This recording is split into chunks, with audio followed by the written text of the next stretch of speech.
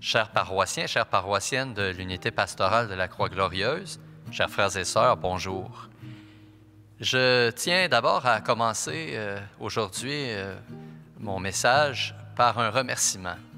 Un remerciement adressé à tous ceux et celles qui nous ont fait parvenir des dons par le biais de notre site Internet à croixglorieuse.ca cette semaine et la semaine précédente.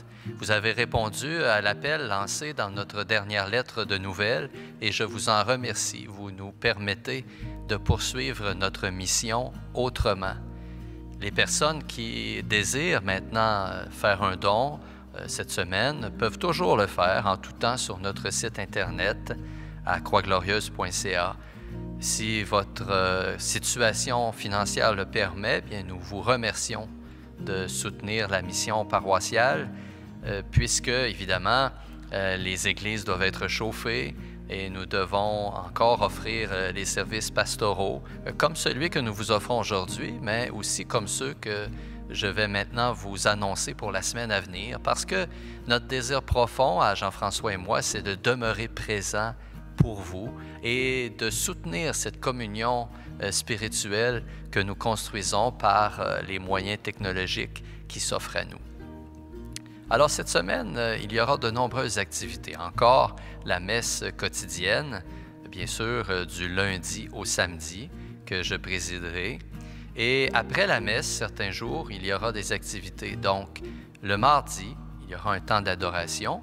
Ça devient une coutume maintenant. Temps d'adoration interactive qui est accessible sur Facebook Live après la messe télévisée. Le mercredi, Jean-François offrira une fois de plus une catéchèse à laquelle toutes les personnes intéressées peuvent aussi participer via Facebook Live. Et ensuite, jeudi, nous accueillerons Francis Gadouri qui offrira un enseignement, un temps d'enseignement, de partage sur la parole de Dieu. Vendredi, il y aura d'offert un chemin de croix. C'est la journée tout indiquée pour le faire. Et samedi, eh bien, nous aurons un deuxième temps d'adoration, de louange, pendant lequel vous pourrez interagir avec Jean-François et moi qui serons présents devant le Saint-Sacrement ici à l'Église Saint-Esprit, d'où est diffusée la messe qui est offerte sur MaTV, mais également par le biais de notre site Internet où il y a un lien qui vous mène à cette messe quotidienne. La messe quotidienne, elle est disponible à compter de midi chaque jour du lundi au samedi. C'est une belle façon de pouvoir maintenir la communion fraternelle avec nous et d'entretenir notre relation à Dieu en approfondissant la parole, mais aussi en effectuant une communion spirituelle. Le texte de communion spirituelle est disponible sur notre page Facebook, sur notre site Internet, et il sera également envoyé via notre lettre de nouvelles pour vous permettre, bien entendu, de vous unir spirituellement à la communion eucharistique qui est célébrée ici chaque jour. Maintenant, posons un regard sur l'Évangile de ce 5e dimanche du Carême. Une page d'Évangile touchantes, elles le sont toutes, mais dans cette page d'Évangile, nous avons l'occasion de voir le Seigneur qui est ému devant la misère d'un ami. Mais allons-y dans l'ordre. J'aimerais reprendre certains versets de cet Évangile selon saint Jean, dans lequel nous est fait le très beau récit de Lazare, l'ami de Jésus. Jésus, en apprenant d'abord que Lazare est malade, va avoir cette phrase étonnante, dérangeante aussi un peu. Cette maladie ne conduit pas à la mort, elle est pour la gloire de Dieu, afin que par elle le Fils de Dieu soit glorifié. Étonnant et dérangeant d'entendre Jésus dire que la maladie peut être la gloire de Dieu. Mais il nous faut y réfléchir plus profondément pour vraiment aller chercher le sens de cette parole étonnante et dérangeante. Ce n'est pas la maladie qui glorifie Dieu, bien entendu. C'est le fait que Dieu ne la laissera pas triompher.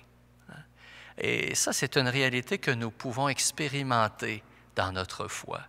À travers les épreuves que nous vivons, que ce soit dans notre santé ou autrement, et à travers ces petites victoires que nous goûtons, cette conviction qui se développe en nous que l'amour de Dieu est plus fort que tout et ne donne pas le dernier mot au mal. Même quand parfois les apparences nous le laisseraient croire, Jésus nous invite à avoir cette conviction profonde que l'amour triomphe toujours. Bien entendu, ce n'est pas toujours facile. Et nous le voyons dans la réaction de Marthe et de Marie, qui osent même y aller d'un reproche voilé adressé à Jésus. « Seigneur, si tu avais été ici, mon frère ne serait pas mort. » Ce sont les propos de Marthe, mais Marie tiendra aussi un peu plus loin dans l'extrait le même discours. « Si tu avais été là. » Il nous arrive parfois dans notre vie de trouver que Dieu n'agit pas aussi vite que nous le voudrions, que sa présence ne se fait pas aussi manifeste que ce que nous pouvons souhaiter. Et on voit que l'Évangile ne cache pas cette réaction fort humaine.